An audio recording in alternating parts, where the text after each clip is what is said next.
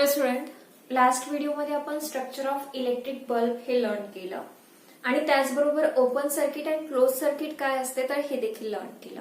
So जे आपण structure of electric bulb हे लर्न केलं तर त्याच्यामध्ये आपण एक इम्पॉर्टंट पार्ट सांगितला की त्याच्यामध्ये जी टंगस्टनची वायर असते ती जर कट झाली तर त्याच्यामधून इलेक्ट्रिसिटीचा फ्लो होणार नाही आणि त्याचबरोबर तो जो इलेक्ट्रिक बल्ब आहे तर तो प्रकाशमान देखील होणार नाही. मग हा प्रकाशमान होण्यासाठी कुठलंही इलेक्ट्रिकल अप्लायन्सेस जे आहे तर ते प्रकाशमान होण्यासाठी, इनकंडेन्स होण्यासाठी किंवा ते वर्क करण्यासाठी त्याला इलेक्ट्रिसिटीची गरज असते. आणि या इलेक्ट्रिकल अप्लायन्सेसला इलेक्ट्रिसिटी ज्या इलेक्ट्रिक सोर्सद्वारे पुरवल्या जाते तर ती इलेक्ट्रिक सोर्सला आणि त्या अप्लायन्सेसला कनेक्ट करणारा एक इम्पॉर्टंट पार्ट असतो. तो म्हणजेच काय आहे मग वायर. तो काय आहे वायर. कारण जे आपण इलेक्ट्रिकल सर्किट बघितलं होतं तर इलेक्ट्रिकल सर्किटमध्ये सुद्धा आपण सांगितलं होतं की जो पण काही इलेक्ट्रिक सेल, जसं की आता फॉर एक्झाम्पल अशा प्रकारचं आपण इलेक्ट्रिक सर्किट सांगितलं होतं की इथे जो आहे तर इथे बटन असेल त्याचं, म्हणजे ज्याला आपण स्विच म्हणू, आणि इथे आपण त्याचा काय सांगितला होता, इलेक्ट्रिकचा सेल सांगितला होता की इथे काय असेल, तो सेल असेल, इलेक्ट्रिकल सेल, आणि याला जोडणारे हे वायर्स असतील आणि या वायर्स थ्रू मग काय होईल, इथपर्यंत एनर्जी येईल आणि इथे जो आहे तर तो जर इलेक्ट्रिक बल्ब असेल किंवा काहीही जे अप्लायन्सेस असेल तर ते काय होईल, मग ऑन होईल. अशा प्रकारचं म्हणजेच मग हा जो इलेक्ट्रिक बल्ब आहे तर हा लागण्यासाठी किंवा याच्यापर्यंत इलेक्ट्रिसिटी पुरवण्यासाठी आता आपण सांगितलं की जो पण काही सेल आहे तर सेल असेल किंवा बॅटरी असेल किंवा any other source of electricity असेल तर त्याच्यामध्ये इलेक्ट्रिसिटी निर्माण होते. तर ती कशा प्रकारे होते की त्याच्यामधली जे केमिकल्स आहेत त्यांच्यामध्ये रिएक्शन होते आणि नंतर केमिकल एनर्जीचं जे कन्व्हर्शन आहे तर ते इलेक्ट्रिकल एनर्जीमध्ये होते किंवा इलेक्ट्रिक एनर्जीमध्ये होते. आणि ही जी इलेक्ट्रिक एनर्जी आहे तर ही पास केली जाते त्या इलेक्ट्रिकल अप्लायन्सेस पर्यंत, म्हणजे जे पण इलेक्ट्रिकवर चालणारे जे पण काही वस्तू आहेत किंवा डिव्हाइसेस आहेत तर तिथपर्यंत पोहोचवल्या जाते. तर ती पोहोचवण्याचा एक वे म्हणजे किंवा ती जी पाथ आहे, इलेक्ट्रिकल करंट फ्लो होण्याची जी पाथ आहे इलेक्ट्रिक सोर्स पासून ते इलेक्ट्रिक अप्लायन्सेस पर्यंत इलेक्ट्रिक करंट फ्लो होण्याची जी पाथ आहे तर ती पाथ म्हणजेच काय आहे, वायर आहे. कारण हे दोन्ही पण काय आहेत, वायर आहेत. इकडूनही एक वायर कनेक्ट असतो आणि इकडे देखील एक वायर कनेक्ट असतो.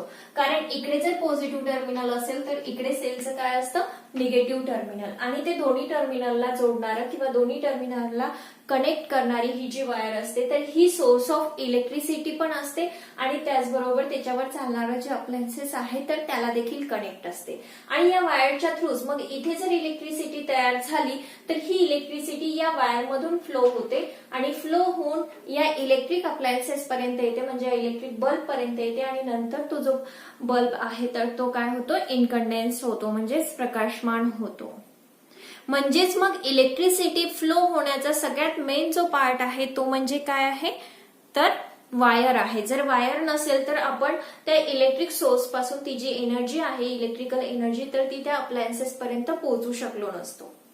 डायरेक्टली आपण असं म्हणू शकतो का, घेतला सेल आणि त्याच्यावर लावला आपण लाईट तर लगेच लाईट लागणार, तसं कधीही होणार नाही. किंवा कुठलाही एखादी वस्तू असेल तर त्याच्यामध्ये आपण डायरेक्ट सेल घातला आणि त्याला कुठलाही वायर नाही, काही नाही, डायरेक्टच आपण त्या सेलवरती वस्तू ठेवली आणि ती लागली, तर असं होऊ शकत नाही.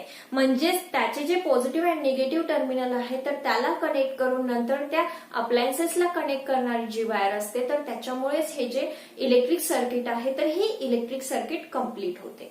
आणि म्हणूनच wire is the essential part of electric circuit. Electric सर्किटचा जो इसेन्शियल पार्ट आहे तो म्हणजे काय आहे, वायर आहे.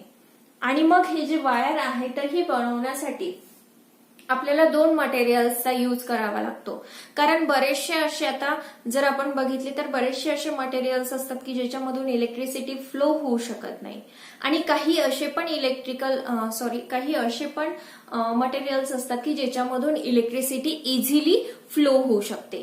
आणि मग याच्यावरूनच आपल्याला कंडक्टर्स अँड इन्सुलेटर्स हा पार्ट लर्न करायचा आहे. मग आपण कंडक्टर्स कशाला म्हणणार, बघा आता, the material that allow electricity to flow through them are called conductors. असे मटेरियल्स की ज्यांच्यामधून इलेक्ट्रिसिटी फ्लो होऊ शकते that allow the electricity flow through them. त्यांच्यामधून इलेक्ट्रिसिटी जी आहे तर ती जर फ्लो होऊ शकत असेल तर अशा मटेरियलला आपण कंडक्टर्स म्हणतो. मग कंडक्टर्स मध्ये नेमकं काय येतील तर ऑल टाइप्स ऑफ मेटल्स येतील. त्याचबरोबर फ्यू नॉन मेटल्स देखील त्याच्यामध्ये असतील. Metals and few non metals.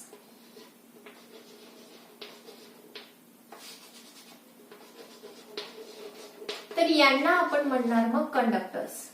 कारण हे जे आहे तर हे काय करतात इलेक्ट्रिसिटी फ्लो होऊ देतात त्यांच्यामधून. म्हणजे हे जे मेटल्स आहेत तर यांच्यामधून इलेक्ट्रिसिटी इझिली फ्लो होते आणि इलेक्ट्रिक करंट इझिली पास होणारे जे पण काही मटेरियल्स आहेत तर त्यांना आपण कंडक्टर्स म्हणतो. म्हणजेच त्याला मराठीत आपण थोडक्यात म्हणणार सुवाहक, विजेचे सुवाहक. म्हणजेच त्याच्यामधून इलेक्ट्रिसिटी जाऊ शकते. त्याच्यानंतर सेकंड दिलेले आपल्याला इन्सुलेटर्स. तर इन्सुलेटर्स नेमकं कशाला म्हणायचं तर इन्सुलेटर्स नेमकं याच्या उलट. There are material that do not allow electricity to flow through them. These materials are called bad conductors or insulators. असे काही मटेरियल्स असतात की ज्याच्यामधून इलेक्ट्रिसिटी पास होऊ शकत नाही किंवा त्यांच्यामधून पास होऊ देत नाहीत ते. मग असे जे मटेरियल्स असतात तर त्यांना एक तर बॅड कंडक्टर्स, जसे की आता हे कंडक्टर्स आहेत तर त्यांना काय म्हणणार आपण बॅड कंडक्टर्स किंवा मग त्याला आपण इन्सुलेटर्स म्हणणार. कंडक्टर्स मीन्स सुवाहक होते तर इन्सुलेटर्स मीन्स काय होते दुर्वाहक. म्हणजेच त्याच्यामधून इलेक्ट्रिसिटी वाहून जाऊ शकत नाही किंवा इलेक्ट्रिसिटीचा फ्लो त्याच्यामधून होऊ शकत नाही. मग असे जे मटेरियल्स असतात तर हे मटेरियल्स त्यांना आपण म्हणणार बॅड कंडक्टर्स ऑर इन्सुलेटर्स. मग इन्सुलेटर्स मध्ये कोणते कोणते येतात तर बघा याच्यामध्ये आपल्याला सांगता येईल रबर. जे रबर आहे तर त्याच्यामधून देखील इलेक्ट्रिसिटी फ्लो होऊ शकत नाही. म्हणजे त्याच्यामध्ये फर्स्ट आपण घेणार रबर. त्याच्यानंतर वूड म्हणजेच लाकूड. लाकूड मधून देखील काय होत नाही इलेक्ट्रिसिटी फ्लो होत नाही. त्याच्यानंतर ग्लास म्हणजेच काचेमधून देखील काय होत नाही इलेक्ट्रिसिटी फ्लो होत नाही. आणि त्याचबरोबर प्युअर वॉटर.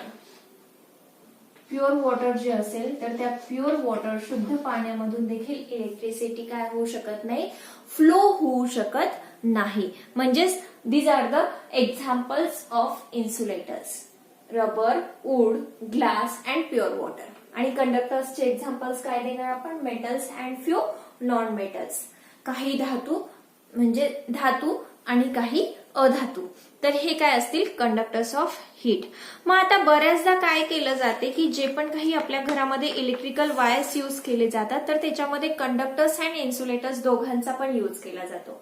तो कशामुळे बघा एखादी जर वायर आपण ऑब्झर्व केली तर तुम्हाला बघता येईल की त्याच्यामध्ये म्हणजे जे मोठमोठे केबल्स असतात ते जर आपण थोडेसे रबरने कट केले आणि मध्ये जर बघितलं तर त्याच्यामध्ये कॉपरच्या वायर्स दिसतात आपल्याला छोट्या छोट्या. आणि मध्ये बऱ्याचदा अॅल्युमिनियमची देखील एखादी तार असते त्याच्यामधून.